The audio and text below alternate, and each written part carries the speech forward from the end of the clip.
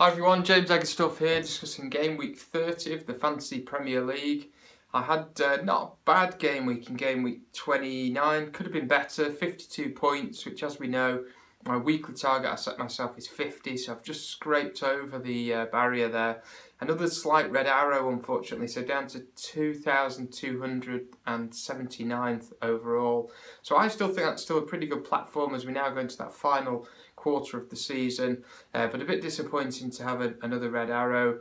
I still think it's quite a tough game week for quite a lot of managers, apart from those who perhaps had Son from Spurs, who scored really well. So we move into game week 30, and we've still got this nagging problem with game week 31 and all these blanks on the horizon.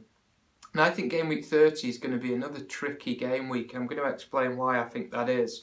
So you've got Manchester United up against Liverpool in the lunchtime kickoff on Saturday, and historically in FPL this always throws up some problems, because if you look at Liverpool, lots of managers have quite a heavy Liverpool attacking contingent right now, and if you look at Man United, quite a lot of managers have a Man United defensive option because they are quite a negative team.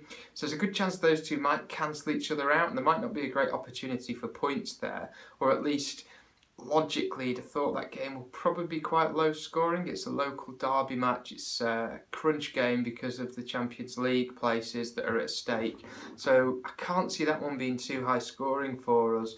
We've also got another challenge, which is a lot of the options that you might be thinking of bringing in, it's likely to be a team with a game week 31 fixture. If you look at the likes of Stoke, Palace, Bournemouth and Watford, they've all got really tricky matches. Three of those teams are away to Spurs, Chelsea or Arsenal, and Stoke of course host Man City, so that makes it really tough to look at an option from there. And of course your other alternative is bringing in a player that might be on form but is playing for a team that doesn't have a fixture in game week 31. The way you need to think about that is, will the player you bring in score enough points to justify taking them out again for possibly a -4 in game week 31? So let's say if you were looking at a Bournemouth midfielder versus a Leicester midfielder, you'd have to be confident that your Leicester person is going to outscore that person by at least 4 points to justify bringing them in for game week 30 and then bringing them out again in game week 31. Because I do feel that even though, we talked about this in previous videos, there's not tons of exciting options for us in game week 31 aside from the Liverpool trio, which I think is pretty compulsory. It's still an opportunity to gain points, because the rivals that you're up against, perhaps in your mini leagues or if you're competing in head-to-head or whatever it might be, a player that doesn't play scores 0. So as soon as you get somebody that plays, assuming it's perhaps not a defender and the team gets heavily beaten, you're going to score at least 2 points. So there's an opportunity there as a minimum to score 11 times 2 is 22, plus extra for your captain is 24. So there is, at worst, you'd have thought, a 24-point opportunity for you to create at game week 31, and that's without any of those players actually scoring or assisting or getting a clean sheet. So there is an out ball, if you like, or there is an option that I've come up with here, and that's Everton. They could be the saviours for this week. So if you need a player, there's 3 players that I've pulled out that I think it could be options, could be good differentials, and I like them because they've got FPL pedigree. Now these are players that have done well over the years from an FPL perspective, and the 3 are Seamus Coleman, who is back and fit and in the team, Theo Walcott, who started really well at Everton and then has faded a bit, but I understand his underlying stats. I've not watched Everton for a couple of weeks, but I understand his stats are quite good. He's having quite a lot of shots, and he is playing 90 minutes every week. And the final one is an old FPL friend of mine who I've loved over the years, and that's Sigurdsson. Takes the set pieces, always a threat, taking shots on goal. He can go left foot, he can go right foot. So there's 3 options there. They've got a home match this weekend against Brighton, and whilst I think Brighton have hit a bit of a patch of form, they don't keep many clean sheets, and Everton really could do with a win and are typically quite good at home. So there could be an option for you with game week 31 in mind.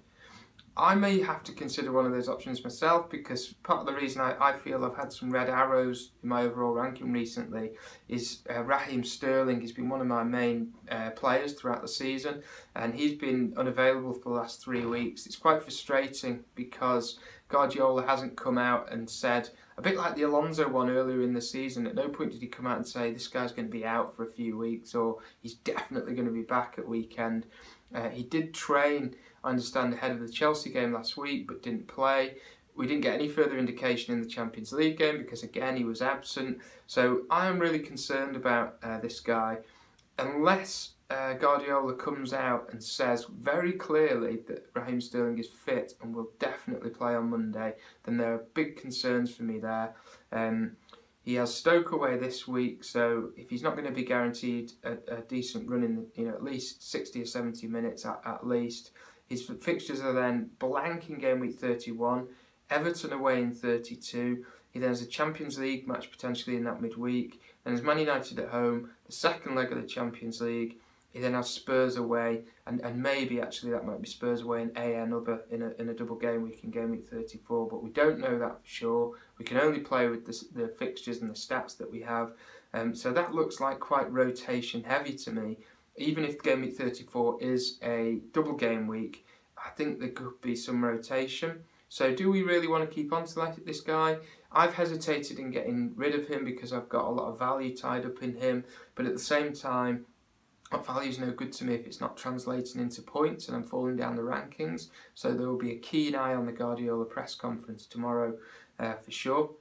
I think captain options this week. We talked about Liverpool and then being away from home. Salah is still an unbelievable form, and I think he's on course to set an FPL record potentially for the most ever points. But I think Spurs and Harry Kane, they really need to bounce back after that disappointing result in the Champions League.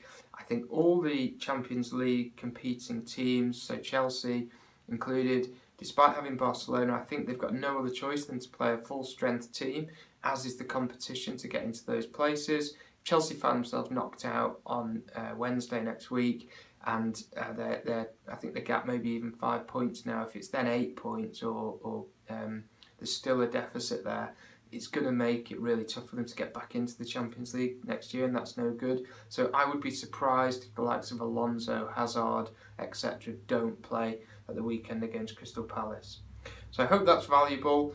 Thanks everybody for your support as ever. Keep subscribing to the channel, keep your comments coming in, and keep reaching out to me on Twitter. Have a great game week. Cheers.